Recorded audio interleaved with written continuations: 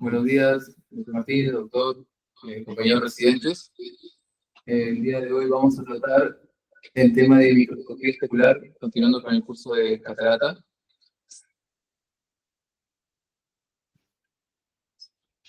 Entonces, bueno, para definir qué es la microscopía especular, vemos que es una técnica fotográfica. Es importante debido a que es un método no invasivo, el cual nos va a permitir evaluar directamente a la capa de células endoteliales corneales, como podemos ver en la imagen del lado derecho.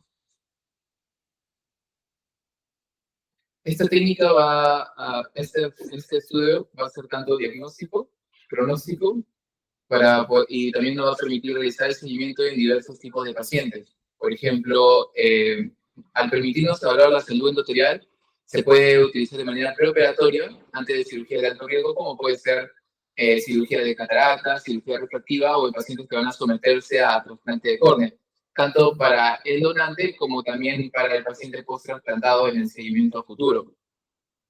Nos va a permitir determinar el impacto del láser durante la cirugía refractiva y también comparar diversas técnicas quirúrgicas para la cirugía de catarata. Dependiendo del conteo celular endotelial, se puede determinar si es que va a ir a una cirugía de fotomultiplicación o si va a ir a una cirugía de mini-loop, graduando si es una cirugía de alto riesgo o si no lo es.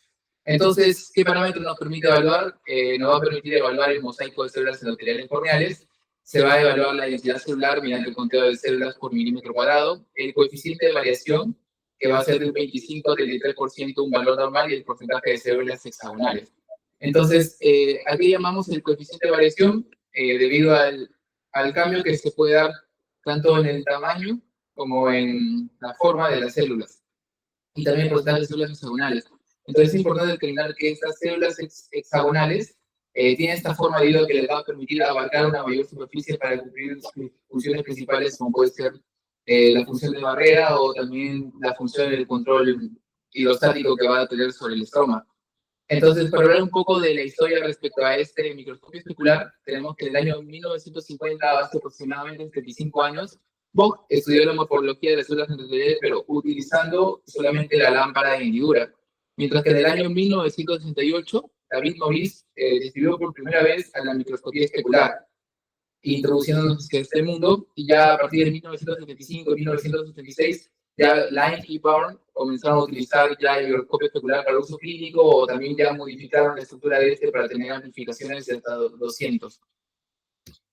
Entonces, como una introducción, el endotelio corneal va a ser como ya mencionaba, una monocapa de células hexagonales que va a tener 5 micrómetros de grosor y 20 micrómetros de diámetro, siendo su superficie de 130 micrómetros de diámetro. Entonces, este endotelio corneal normalmente se encarga, como había mencionado, de regular la función hidrostática mediante bombas sodio-potasio tetrasa o también mediante la anhidrasa carbónica para mantener una correcta homeostasis a nivel estromal, evitando su sobrehidratación y a su vez permitiendo que tenga una correcta claridad. También es importante determinar que este endotelio se encuentra en una fase postmitótica, que quiere decir que esta no se va a regenerar. Por tanto, si es que hay una injuria a nivel endotelial, estas células que tienen normalmente esta forma hexagonal va a cambiar. Por tanto, se puede agrandar como puede migrar y ocupar mayores zonas para de esa manera mantener la barrera intacta que se da entre el humor acuoso y el estroma, y evitar que haya una sobrehidratación, que se forme edema y se pierda esa claridad de la estructura corneal. Entonces vemos que al nacer tenemos entre 3.500 a 4.500 células por milímetro cuadrado, pero por el desarrollo normal del ojo se va a ver una disminución rápida de este número de células, manteniéndose entre los 3 o 6 años de 3.500 a 4.000 células por milímetro cuadrado, y hay una fase de estabilidad entre los 30 a 50 años, que es el adulto joven, que va a estar entre 3.000 a 3.500 células por milímetro cuadrado. Se dice que la densidad celular va a disminuir entre 0.6% por año, y pueden ser cifras críticas, o sea que ya llevan un edema corneal entre 500 a 700 células por milímetro cuadrado. Entonces, para entender sobre la microscopía especular, vemos que a través de una rejilla luminosa se va a incidir sobre la célula del endotelio corneal. Como vemos acá, esto tiene una angulación, no es algo directo. ¿Por qué? Porque esto toma importancia principalmente en la microscopía especular, que sin contacto, porque mediante esta angulación se evita topar con las unidades que pueden dar refracción en la parte de la superficie, por ejemplo, la película del animal. Entonces, le evitamos mediante esta angulación y a su vez vamos a tener la reflexión especular, que vemos que va a tener el mismo ángulo, como se puede ver acá en la imagen, trazando una línea media que es lo normal. Entonces, mediante esta reflexión especular es que nos va a dar la imagen hacia el monitor. Ahora es importante mencionar acá que entre el endotelio y el humor acuoso hay una variación en el índice de refracción, que es 1.336. O sea, va a haber una interfaz entre el humor acuoso, que es líquido, y las células endoteliales. Y esto es lo que nos va a permitir reflejar la imagen como en el monitor. Entonces, la calidad de la imagen va a ser dependiente de ciertos factores, como puede ser la calidad corneal, que el paciente se coopere o que haya otra patología corneal que no nos permita tener una imagen clara.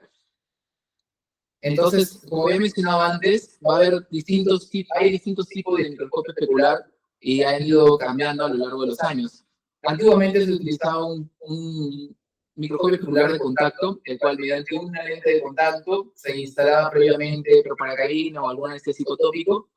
Con la lente de contacto se aplanaba la superficie corneal para evitar las estructuras que había mencionado previamente, y mediante eso se amplificaba la imagen y se obtenía el estudio de las células endoteliales de manera amplificada, como he mencionado previamente. Pero había ciertos pacientes que podían tener factores de riesgo, podían tener infecciones activas, o como hay un volumen grande de pacientes que se someten a este estudio, puede predisponer a que desarrollen infecciones posteriormente. Hay pacientes que no toleran el contacto.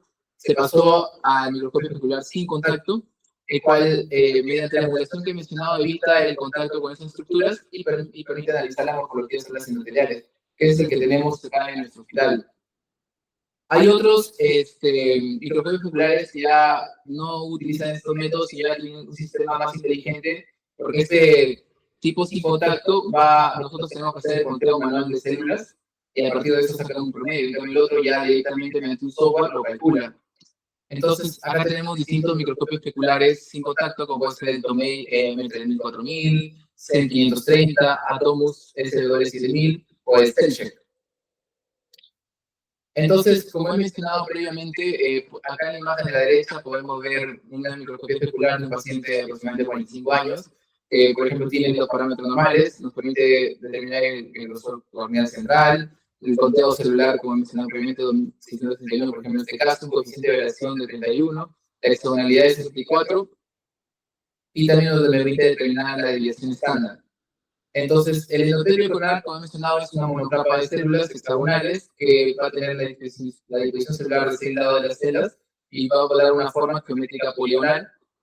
Como he mencionado previamente, estas se van a detener en las fases que uno es celular, haciendo que no se repliquen, y la densidad va disminuyendo 0.6% por año.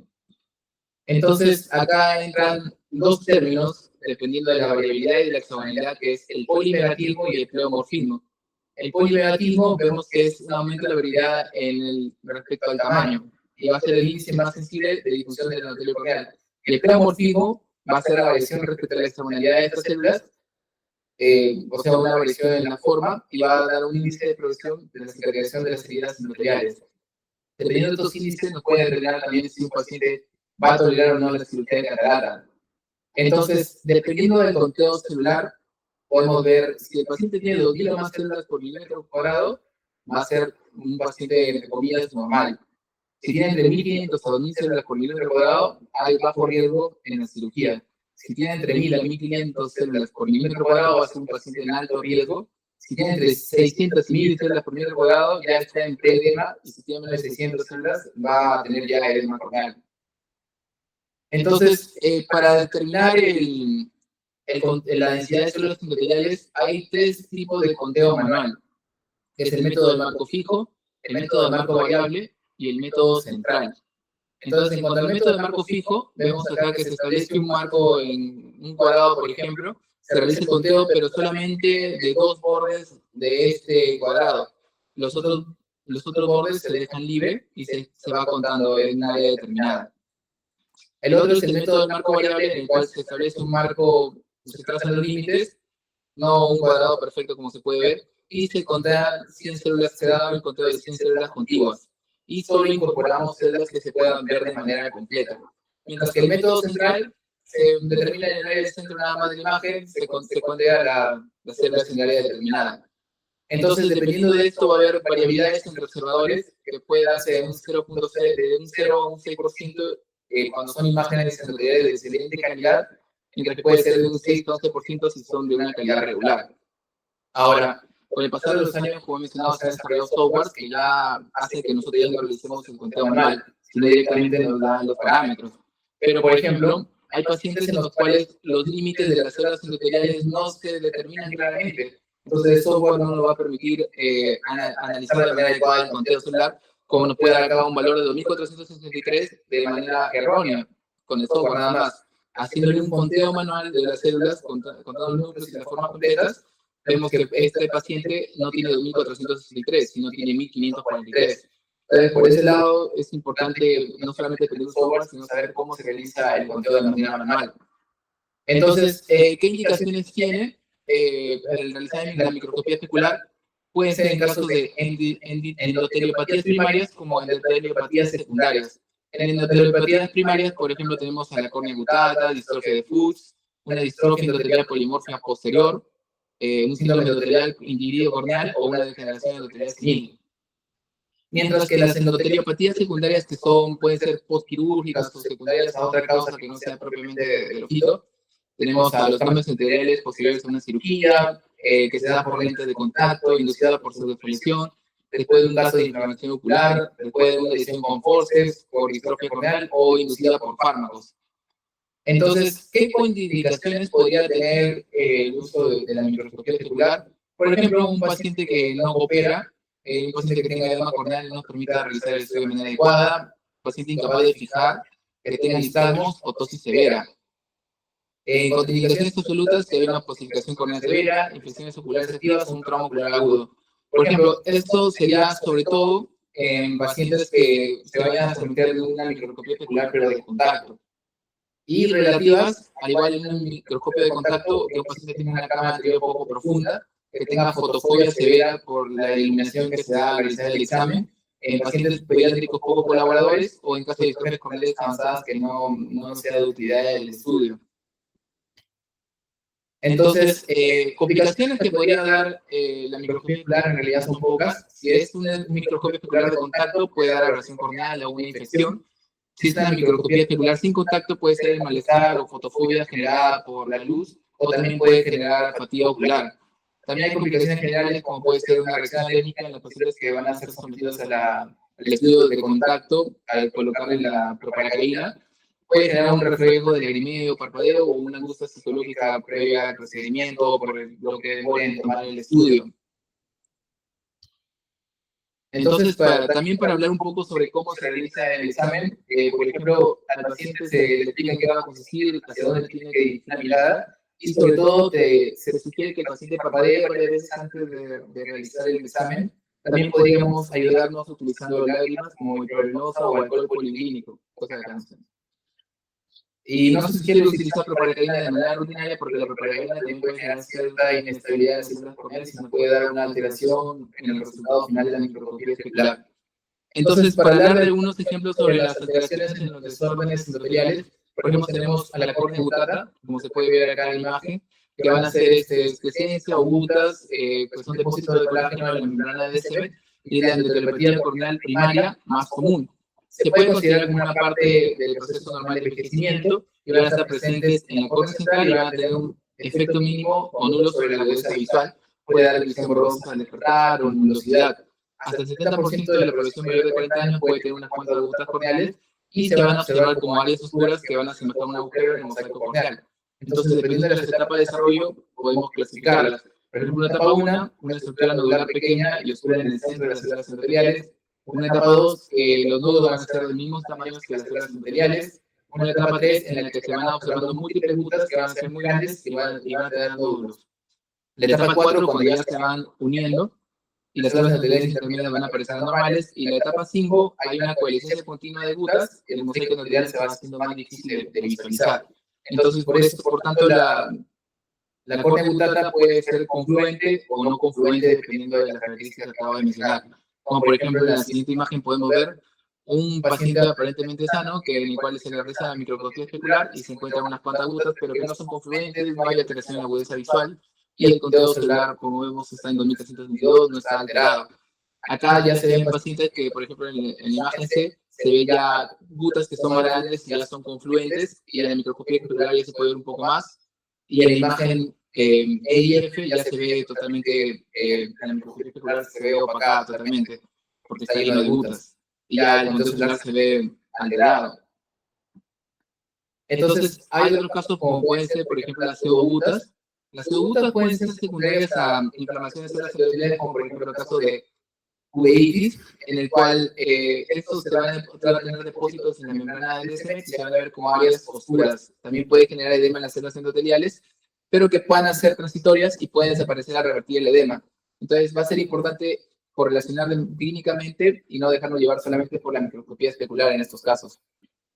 Entonces, otros ejemplos de desórdenes endoteliales primarios vamos a tener a la distrofia endotelial polimorfa, en el cual va a haber vesículas, bandas o lesiones placoides sobre la superficie endotelial, y puede haber distrofia de manera unilateral o bilateral, o se puede ver simplemente cambios discretos.